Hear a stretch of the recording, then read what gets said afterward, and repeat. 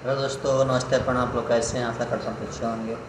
आइए दोस्तों, आप लोग बीच में गीत गा रहा हूँ। आप लोग अच्छा लगे तो लाइक कमेंट कीजिए और हमारे चैनल को सब्सक्राइब कीजिए।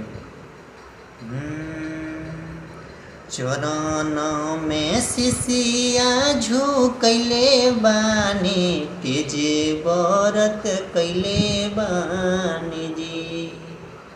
चरण में सिसिया झुकैले बानी, तेज व्रत कैले बानी जी।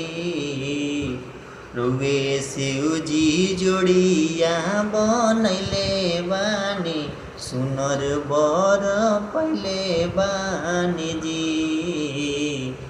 रुवे शिव जी जोड़िया बनैले बानी, सुनर बर पहले बानी जी।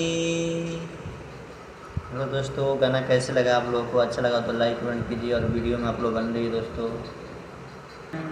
सेनुरा सहजल रही हवतिया, कहूँ सहजन पेना आवे विपतिया।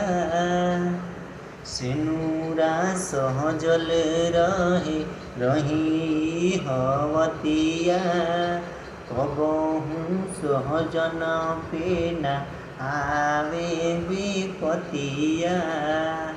बानी भागशाली भाग से पहले बानी, तेज व्रत कैले बानी जी।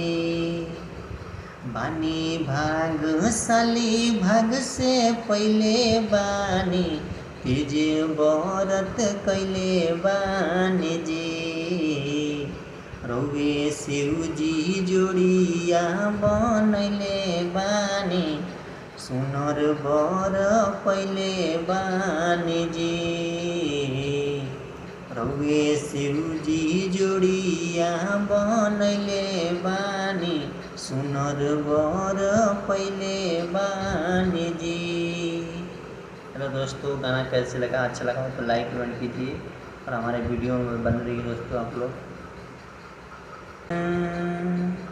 रौरे के पूजी हम रहब सहैया, बानी हमारा नैया के रौरे खेवैया।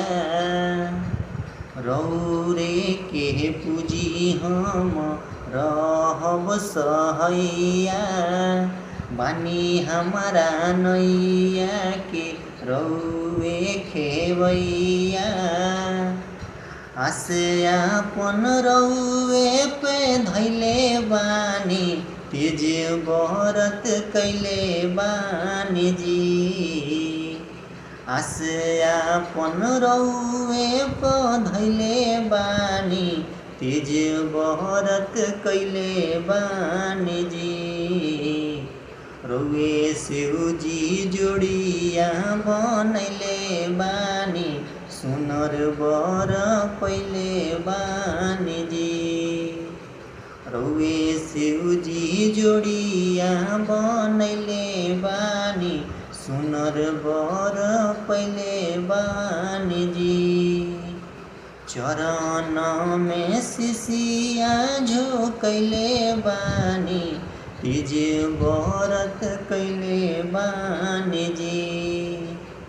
चरण में सिसिया झुकैले बानी, तेज व्रत कैले बानी जी।